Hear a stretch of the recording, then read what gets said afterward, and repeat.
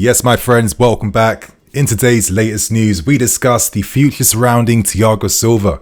We discuss surprising news surrounding HAYES' exit at the end of the season, and we are still looking to sign young Brazilian sensation in Gabriel Moscardo. So my friends, hit that like button if you guys enjoyed today's video. Most importantly, share your thoughts and opinions too, and without wasting any more time, let's get the transfer news out of the way first.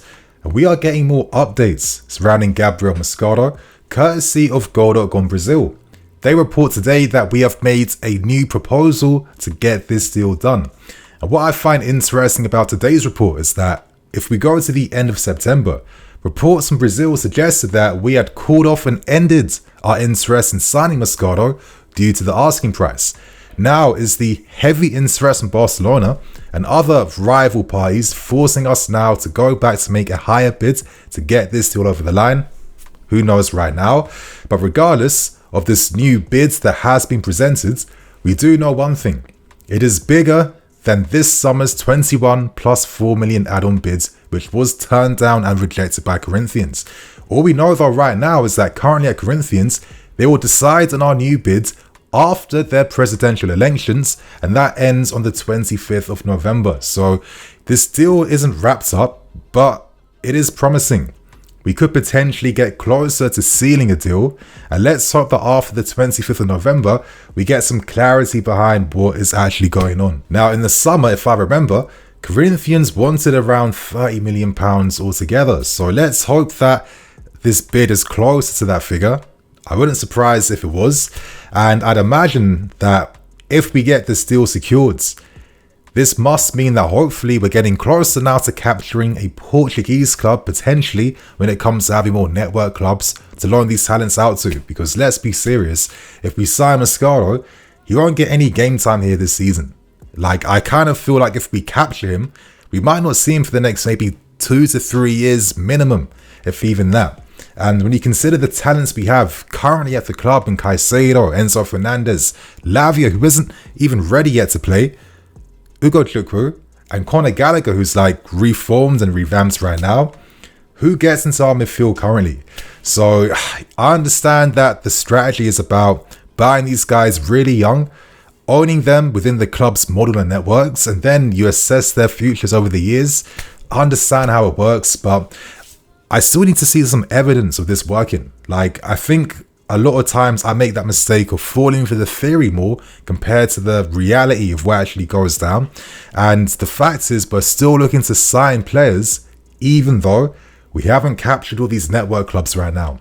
Now, could Moscardo potentially maybe go to RC Strasbourg, or could we find an independent loan move, let's say to like a Sporting Lisbon? Who knows? But I guess I'd like to know what the limit is to actually signing players in midfield now, because we have 5 great midfield players currently at the club. We have Caicedo, we have Santos, who we had big hopes around, that don't seem close to being part of the squad. Now we want to add more midfield players to that list. Like, is this the best resources of our money? We already have a very young midfield to begin with. Are we set to be that ruthless club that will like literally write off guys that were like 20, 21 years old and bring in their replacements at the same age? I'm not too sure, and I don't think development is that linear and really works like that. Regardless, like, if you just look at the player without all the other baggage around him, he is a super talent. You know, he plays as a DM, he's a general. The guy is very composed in tight areas, very skillful. And you're looking at the stats on screen. I mean, look at these defensive numbers at like, what, 18 years old. He's only just turned 18 years old. Now, he still is quite raw. That's a given.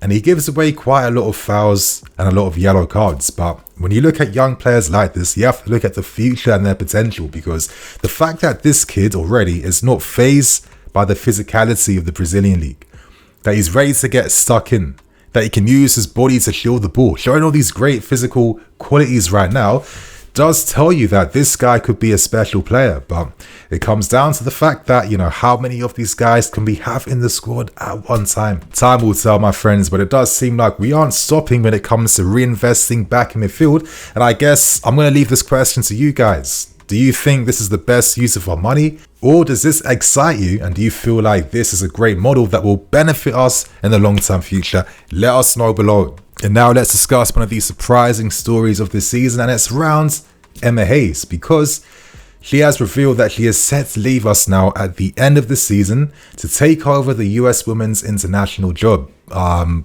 of crazy, kind of came from nowhere. It is going to be sad when she finally does leave though.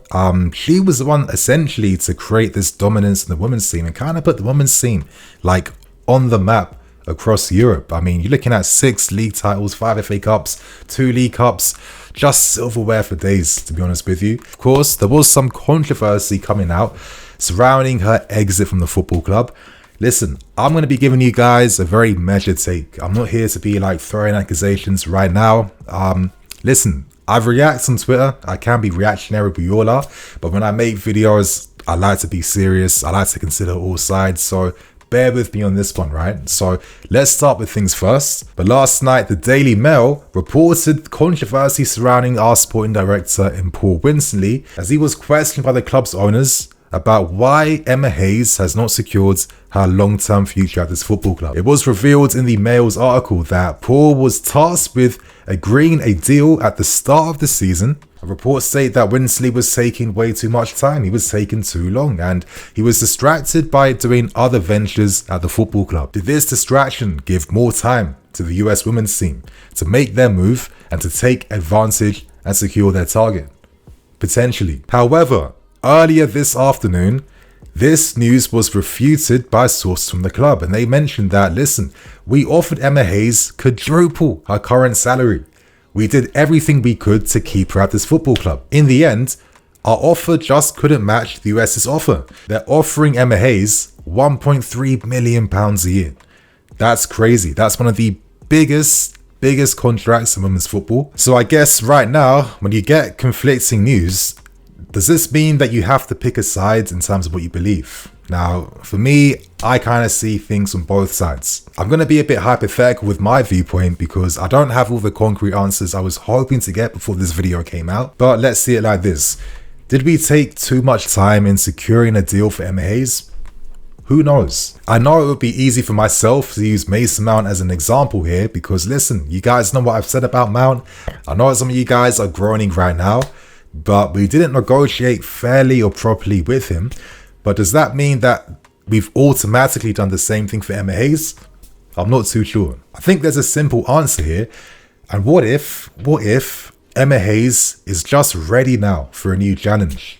Now, recently she had her first son, I think like 3 years ago. She has a very young family, and when you're the head coach of one of the most successful women's teams in like European football right now, the pressure to succeed every single day to maintain that dominance, I'd imagine will take a lot of your time away from your family.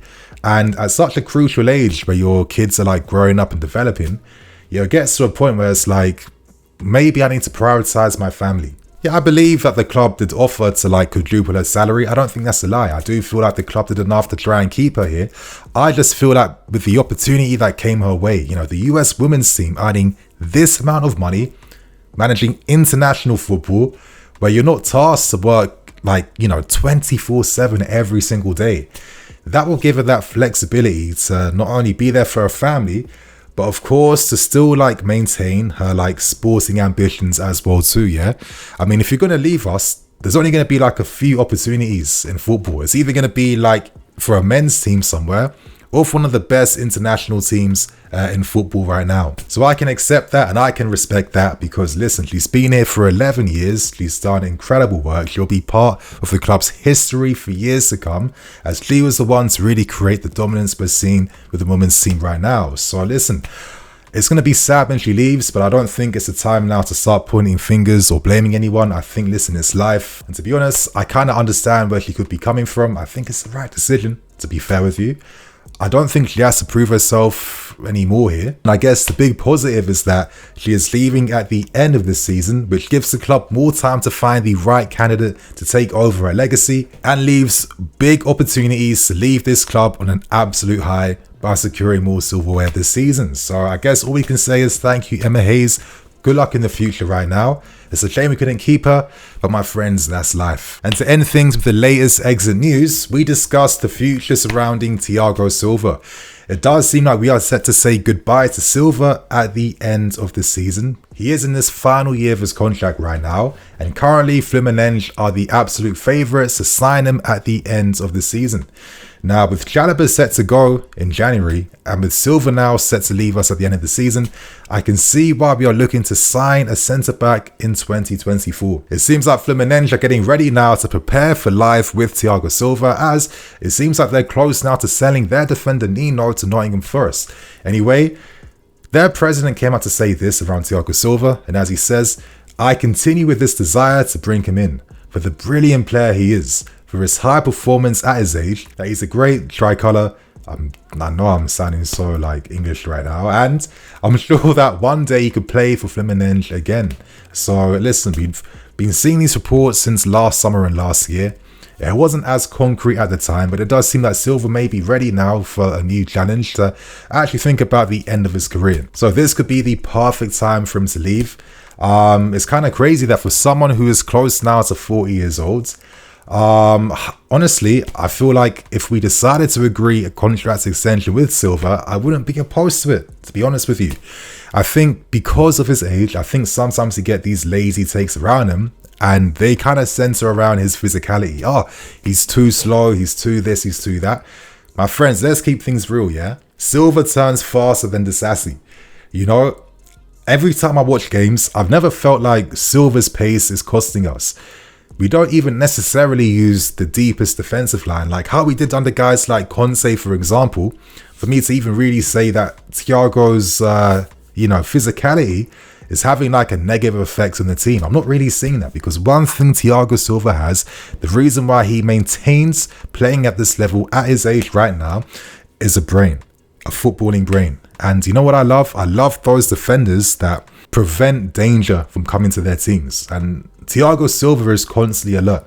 He never goes to sleep. He never slows down. He never turns off in games.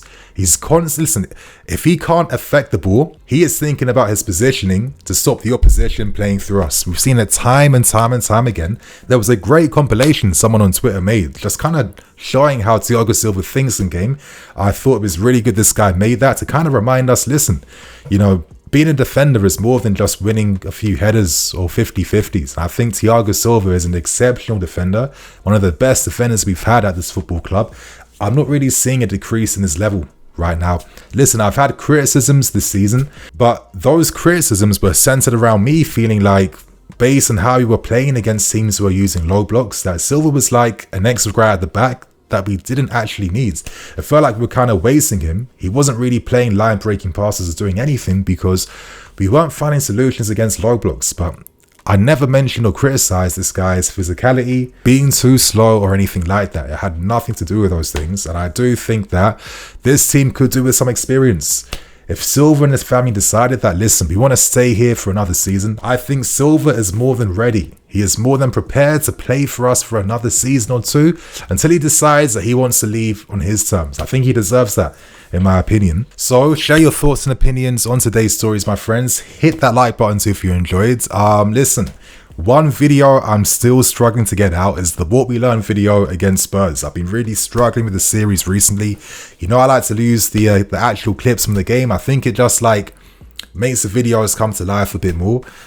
I'm hoping that I get it out by Friday. I'm literally not giving up with this because I don't want to stop the series, because I really enjoy making it and breaking down the games again. And I think you guys do too, because they do pretty well. So my friends, fingers crossed it's out by tomorrow or this weekend. Listen, I'm going to have it out before the Man City game for sure.